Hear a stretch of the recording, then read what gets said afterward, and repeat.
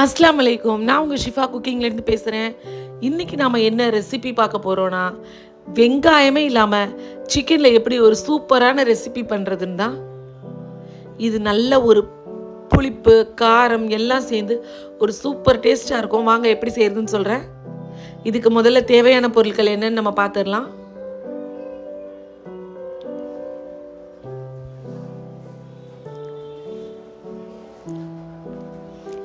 இப்போ நான் சிக்கனை கழுவி எடுத்து வச்சுருக்கேன். சிக்கனை வந்து பெரிய பெரிய பீசஸாக வெட்டி வச்சுருக்கேன். இப்போ இதில் 1/2 ஸ்பூன் மஞ்சள் தூள், 1 ஸ்பூன் ஜீரகத்தூள், 1 ஸ்பூன் அளவுக்கு சில்லி ஃப்ளேக்ஸ், அதாவது காஞ்ச மிளகாத்தூள், நல்ல பெரிய ஸ்பூனில் 1 ஸ்பூன் இஞ்சி பூண்டு பேஸ்ட்டு சேர்த்துருங்க.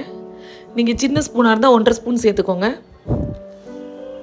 அதோட தேவையான அளவு உப்பு போட்டுட்டு இது எல்லாத்தையும் நல்லா பிரட்டிடலாம். இதை பிரட்டி ஒரு 15 நிமிஷம் நல்லா ஊற வச்சுக்கோங்க. ஏன்னா அந்த சிக்கனுக்குள்ளே கொஞ்சம் இந்த மசாலாலாம் இறங்கட்டும். தண்ணிலாம் எதுவும் ஊற்ற தேவையில்லை. இப்போ நான் மசாலாவை பிரட்டி வச்சுட்டேன். இது ஒரு 15 நிமிஷம் ஊறட்டும். இந்த சிக்கனோட பேஸே வந்து தக்காளி தான். நான் இந்த 1 கிலோ சிக்கனுக்கு 5 பெரிய தக்காளியும் ஒரே ஒரு சின்ன தக்காளி, மொத்தம் 6 தக்காளி எடுத்திருக்கேன். இப்போ அடுப்பில் ஒரு கடாய் காய வச்சுருக்கேன். நல்ல கனமான கடாய் வச்சுருக்கேன். இதில் தேவையான அளவு எண்ணெய் சேர்த்துட்டு இந்த தக்காளி எல்லாத்தையும் கட் பண்ணி இதில் சேர்த்துக்கலாம். இந்த தக்காளி எல்லாமே எண்ணெயில் கொஞ்சம் வெந்து வரணும். அதனால் நான் இப்போ இதில் ஒரு மூடி போட்டு மூடிடுறேன். ஏன்னா தக்காளி நல்லா கொஞ்சம் வேகட்டும். ஒரு 2 நிமிஷம் கழித்து திறப்போம்.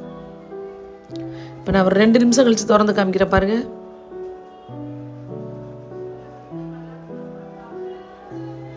பார்த்தீங்களா, தக்காளி எண்ணெயில் வதங்க ஆரம்பிச்சிருச்சு. உங்களுக்கு பார்க்கும் போதே தெரியும், நல்லா மடங்கிருச்சு பாருங்கள். இந்த மாதிரி எண்ணெயில் நல்லா வெந்து வந்துடணும். தக்காளி வெந்ததுக்கப்புறமா ஒரு 6 பச்சை மிளகாயை நீல வாக்கில் 2ஆக கீறியிருக்கேன். அதை இதில் சேர்த்துட்றேன். இந்த சிக்கனோட ஃப்ளேவரே வந்து இந்த தக்காளியும் பச்சை மிளகா டேஸ்ட்டும் தான். உங்களுக்கு பச்சை மிளகா ரொம்ப காரமாக தெரியும் அப்படின்னா நீங்கள் பச்சை மிளகாயை கொஞ்சம் கம்மி பண்ணிடுங்க. இந்த பச்சை மிளகா வந்து நல்லா வெந்து அந்த சிக்கனோடு அப்படியே மேஷ் ஆகி வந்துடும். நம்ம பச்சை மிளகா போட்டதே தெரியாது, அந்தளவுக்கு வெந்துடும் பச்சை மிளகா. பாருங்கள், தக்காளி நல்லா வெந்து வந்துருச்சு. இந்த டைமில் இதில் நான் 1/2 ஸ்பூன் அளவுக்கு காஷ்மீரி சில்லி பவுடரும் 1/2 ஸ்பூன் அளவுக்கு நார்மல் மிளகாத்தூளும் சேர்த்துருங்க. உங்ககிட்ட காஷ்மீர் மிளகாத்தூள் இல்லை அப்படின்னா வெறும் நார்மல் மிளகாத்தூள் மட்டும் 1/2 ஸ்பூன் சேர்த்துக்கோங்க. நான் கொஞ்சம் கலர் நல்லா டார்க்காக இருக்கும் அப்படின்றதுக்காக காஷ்மீர் மிளகாத்தூள் சேர்த்துருக்கேன்.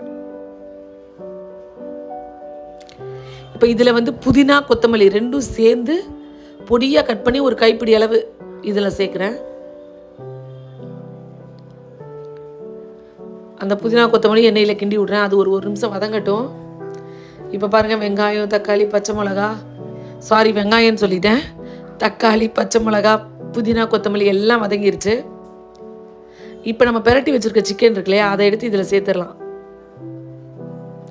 சிக்கனை சேர்த்துட்டு தண்ணி எதுவும் சேர்த்துறாதீங்க. ஏன்னா தண்ணி சேர்க்காம அந்த சிக்கனும் இந்த தக்காளி மசாலாவும் ஒரு 2 நிமிஷம் அப்படியே வேகணும். அதுக்கப்புறம் தான் நம்ம தண்ணி சேர்க்கணும். எல்லாத்தையும் நல்லா பிரட்டி விட்டுட்டு ஒரு மூடி போட்டு மூடிடுவோம். ஒரு 2 நிமிஷம் இது வேகட்டும். வெந்ததுக்கப்புறம் நம்ம கொஞ்சமாக தண்ணி சேர்த்துக்கலாம்.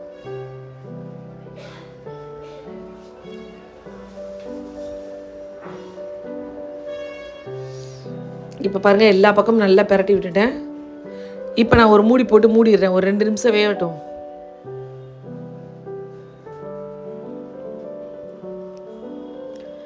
பாருங்கள், 2 நிமிஷம் கழித்து திறக்கிறேன். கொஞ்சம் வெந்து எண்ணெய் பிரிஞ்சு வந்துருக்கு பாருங்கள். இந்த டைமில் நம்ம ஒரு 1/2 டம்ளருக்கும் கம்மியாக, அதாவது 1/4 டம்ளர் சேர்த்தாலே போதும். ஏன்னா சிக்கன்லேயே வேறு கொஞ்சம் தண்ணி விடும். நீங்கள் நிறையா தண்ணி சேர்த்துட்டிங்கன்னா ஓவராக தண்ணி வந்துடும். அப்புறம் அது வற்றி வர்றதுக்கு ரொம்ப நேரம் ஆகும். பாருங்கள், நான் ஒரு 1/4 டம்ளர் அளவுக்கு தான் தண்ணி சேர்த்துருக்கேன். இப்போ மறுபடியும் எல்லாத்தையும் ஒரு பிரட்டிட்டு மூடி வச்சுருவோம். சிக்கன் நல்லா அந்த மசாலையில் வெந்து வரட்டும்.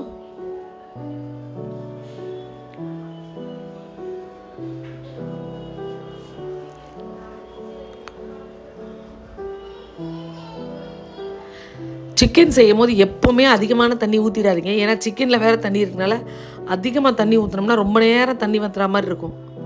இப்போ பார்த்தீங்களா, நான் தண்ணியே கம்மியாக தான் ஊற்றினேன். அப்படி இருந்து இன்னும் கொஞ்சம் தண்ணி இருக்குது பாருங்கள்.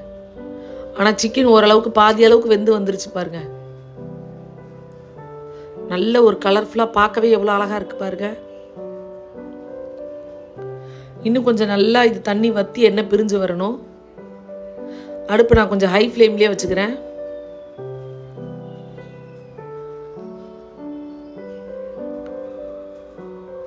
இப்போ நல்லா கொஞ்சம் எண்ணெய் பிரிஞ்சு வர ஆரம்பிச்சிருச்சு. இந்த டைமில் ஒரு 2-3 கொத்து கருவேப்பிலை உருவி சேர்த்துக்கிறேன். இப்போ அடுப்பை நீங்கள் லோ ஃப்ளேமில் மாற்றிடுங்க. ஏன்னா தண்ணியெல்லாம் வற்றிருச்சு. நீங்கள் எப்போ சிக்கன் ரெசிபி செஞ்சாலும் கருவேப்பிலை இந்த மாதிரி ஃபைனல் ஸ்டேஜில் சேர்த்திங்கன்னா அந்த கருவேப்பிலையோட ஃப்ளேவர் அந்த சிக்கனில் ரொம்ப நல்லாயிருக்கும். சிக்கனுக்குன்னு சொல்ல முடியாது, எறா, கனவா, அந்த மாதிரி நான்வெஜ் எல்லாத்துக்குமே கருவேப்பிலையை கடைசியாக சேருங்க, ரொம்பவே நல்லாயிருக்கும். பார்த்திங்களா, தண்ணியெலாம் மொத்தமாக வற்றிருச்சு. நல்லா அந்த மசாலாலாம் சிக்கன் மேலே சேர்ந்து வந்துருச்சு பாருங்கள்.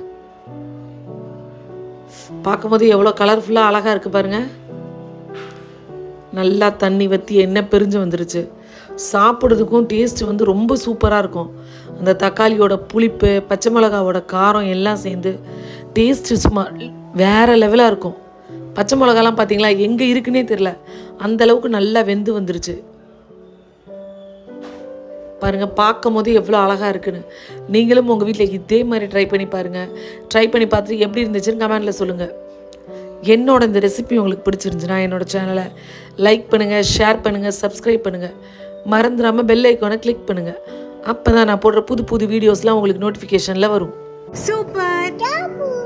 சப்ஸ்கிரைப் பண்ணுங்க. தேங்க்யூ.